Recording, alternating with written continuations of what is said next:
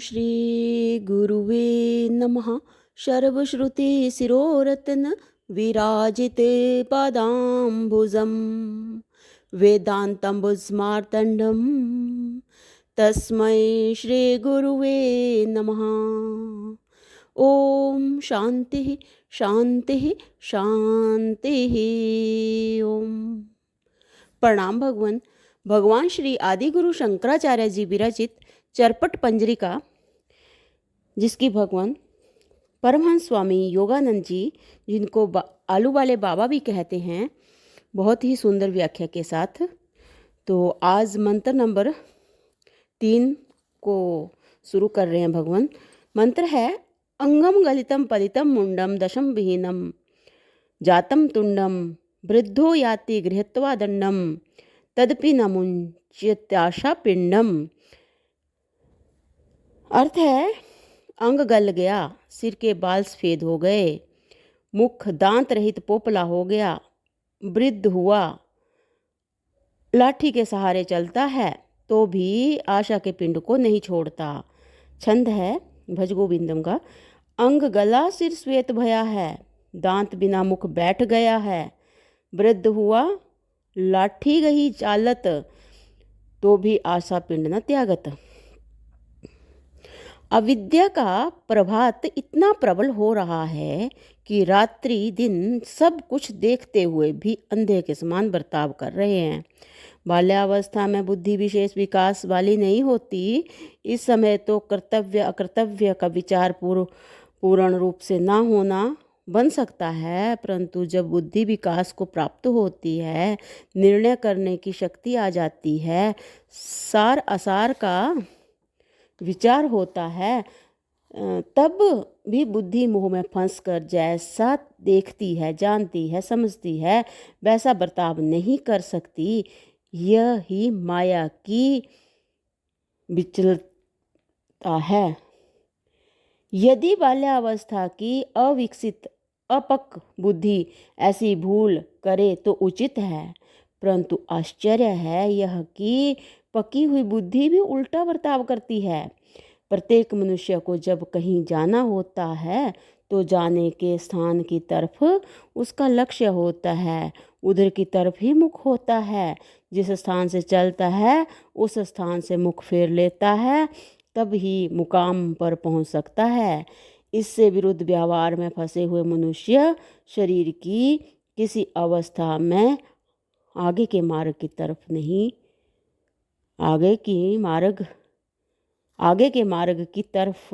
मुख नहीं करते, वर्तमान अथवा भूत दृश्य को नहीं छोड़ते, भविष्य की तरफ उल्टे पैरों के संसारी चलते चलते गिर जाएं, ठोकर खा जाएं, पीछे के पदार्थ से कुचल जाए, तो इसमें क्या आश्चर्य है।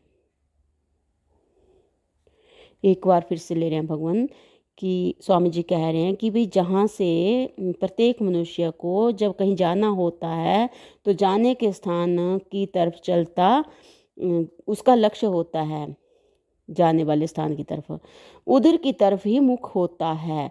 जिस स्थान से चलता है उस स्थान से मुख फेर लेता है, तब ही मुकाम पर पहुंच सकता है।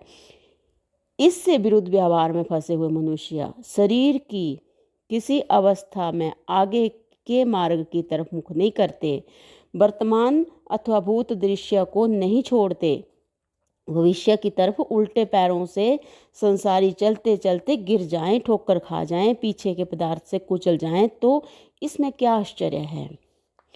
बुद्धि ज्यों ज्यों वृद्ध हो त्यों तो शुद्ध होनी चाहिए, परंतु जब शुद्ध होने के बदले में लीन होती जाए तो मलिन बुद्धि से ईश्वर भजन कैसे हो, नहीं हो सकता। मनुष्य जन्मता है तब विकार की विशेषता वाला नहीं होता। मनुष्य जन्मता है तो जो है तब विकार की विशेषता वाला नहीं होता, क्योंकि भोग के सूक्ष्म संस्कार उसके अंतःकरण में ही होते हैं। ज्यों वे संस्कार भोग में आते हैं त्यों तो स्थूल होते हैं। जगत की हवा लगते ही बालक पांचों इंद्रियों और मन में बाहर के भाव को भरने लगता है। धीरे धीरे पांचों विषय जगत के भाव इंद्रियों और मन में भर जाते हैं। जब बालक स्थूलता को प्राप्त होता है, बड़ा होता है, तब युवावस्था में इंद्रियों और मन संपूर्ण विषय को ग्रहण करने योग्य हो जाते हैं।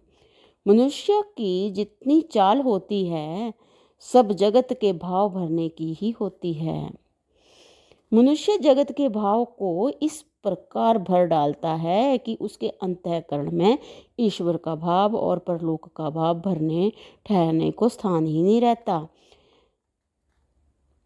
इंद्रिय और अंतःकरण इतना बहिर्मुख हो जाता है कि जगत के भाव में तिल भर नहीं खिसकता।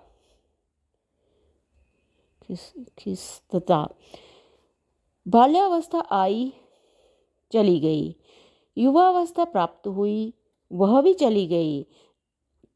ऐसा होते हुए भी किसी को अपनी युवावस्था चले जाने का ख्याल नहीं होता। जिस प्रकार हवा पाल में भरकर नाव को इधर से उधर घुमाती है, इसी प्रकार पांच विषय रूप हवा से बलिष्ठ हुआ मन, मनुष्य शरीर रूप उत्तम नाव को। स्वामी जी बता रहे हैं कि जिस प्रकार हवा पाल में भरकर नाव को इधर से उधर घुमाती है, इसी प्रकार पांच विषय रूप हवा से बलिष्ठ हुआ मन, मनुष्य शरीर रूप उत्तम नाव को घुमा घुमा कर चूर कर डालता है। प्रतिदिन सुबह होती है, दोपहर होती है, शाम होती है, रात्रि होती है, आयुष्य व्यतीत होता चला जाता है। इस प्रकार प्रत्येक मनुष्य देखता है, जानता है, समय पर मानता भी है, तो भी आश्चर्य यह है कि अविद्या के नशे में चकाचक होने से अपनी धुनाबुनी में लगा रहता है। तो भगवान इससे आगे जो है वो अगले सत्संग में कंटिन्यू करते हैं। मंत्र नंबर 3 की व्याख्या। प्रणाम भगवान। ओम शांति शांति शांति। ओम।